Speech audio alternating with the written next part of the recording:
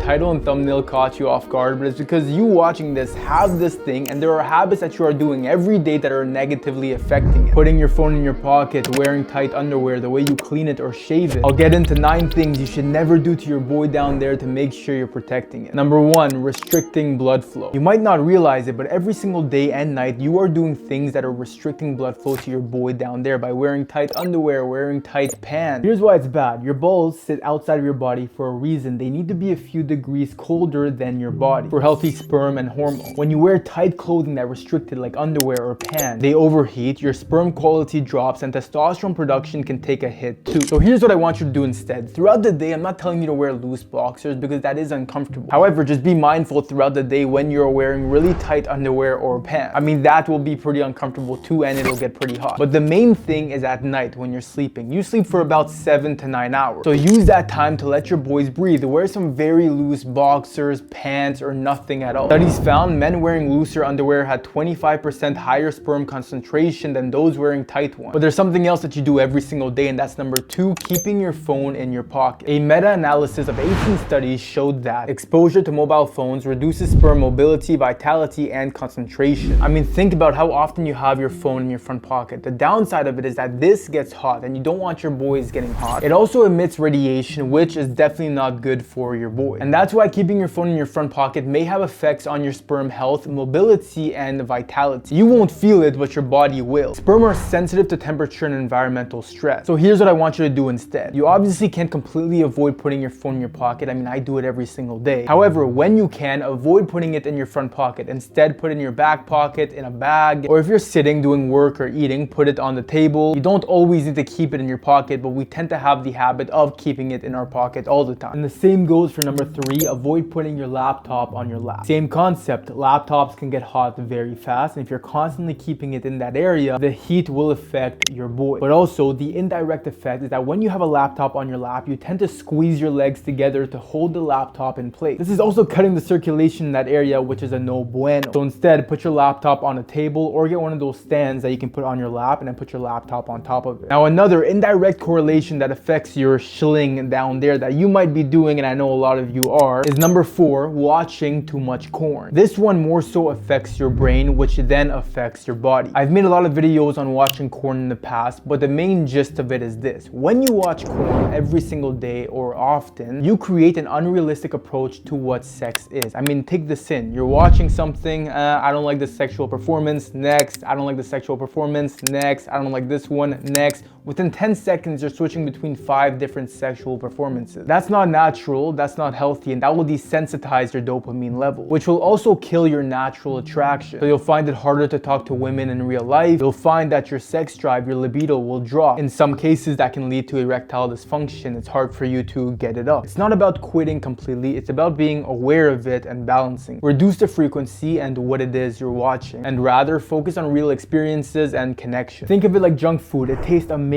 in the moment, but too much of it ruins your appetite in real life. Now, I understand things like this require discipline. This is one of the most frequent questions I get. Pierre, how can I be disciplined? The main answer, and what I found helped me and many of you guys watching, is building a sustainable, effective routine you can stay consistent to. And that's why I built my own app to help you do this, Critique AI. It asks you questions, understands your goals, and based on that, it builds you a full tailored routine for you to achieve your goals, stay consistent, and be disciplined. Every single day, it gives you a set of tasks you have to do. You check them off as you complete them, and you earn achievements over time. It basically gamifies the whole self-improvement journey and helps you be disciplined. We have thousands of users using Critique AI every single day to help them improve in their own life. If you want to download it, head to the link in my description or the pinned comment at the top, or you can just search up Critique AI in the App Store or the Google Play Store. Number 5, never stop using it. I know that sounds crazy, but it's true. It is a muscle with vascular tissue, meaning just like any other muscle, it needs regular blood flow to stay healthy. So things like morning wood, wet dreams are signs of good circulation and nerve function. If you never use it at all, you might slowly reduce that blood flow and elasticity over time. And so if you have a partner, great. If you're married, great. If not, I know you might go to masturbation. And that's not necessarily a bad thing. What I believe makes it bad is when you tie that to watching porn. Because the act of fapping itself can be healthy if done moderately, but where the negative impact comes in is when you tie that to constantly watching this artificial corn. That's where it messes with you mentally. So one of the main red flags to look look out for is if you don't get morning wood, because that means your sleep, your stress, or your hormones such as your testosterone might be off. And talking about signs to be aware of, number 6, never ignore warning signs. Any pain, redness, swelling, lumps, itching, do not ignore it. The thing is with men, when we have an issue such as maybe an infection, some pain, some erectile dysfunction, it's a sensitive topic we don't want to talk to others about, even our own doctor. However, ignoring it can only make it worse and prolong whatever underlying issue there might be. So always,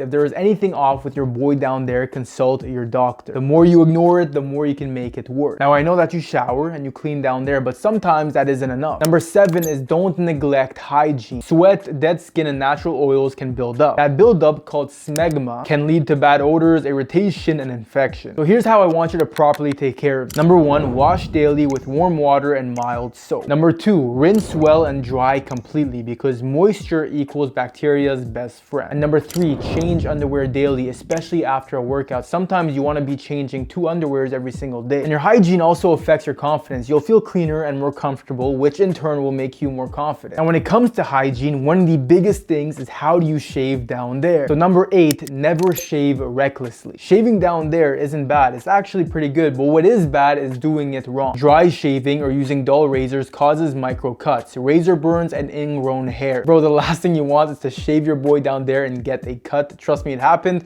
and it's very painful. So let me demonstrate to you using a tennis ball and an electric razor how to properly shave. Let me move up. We're gonna get close and personal. First, get an electric trimmer with a guard. This one is by Manscaped, and this guard helps you protect. You're then gonna turn it on, grab your boy. What you wanna do is pull the skin back and slow and steady go around. Now you can also do it without the guard, but you have to be a lot more careful. When you get an electric trimmer, make sure you get one that is skin safe. That means the blades are made to not cut your skin. I can put it directly on my skin and it won't cut me. Same technique, pinch, pull, come around slowly with the curvature. And then a very important step a lot of guys forget is that after you shave, you need to apply a non-scented moisturizer. You don't want the area getting dry, especially after you shave. You want to moisturize it. Now, number 9, very important topic.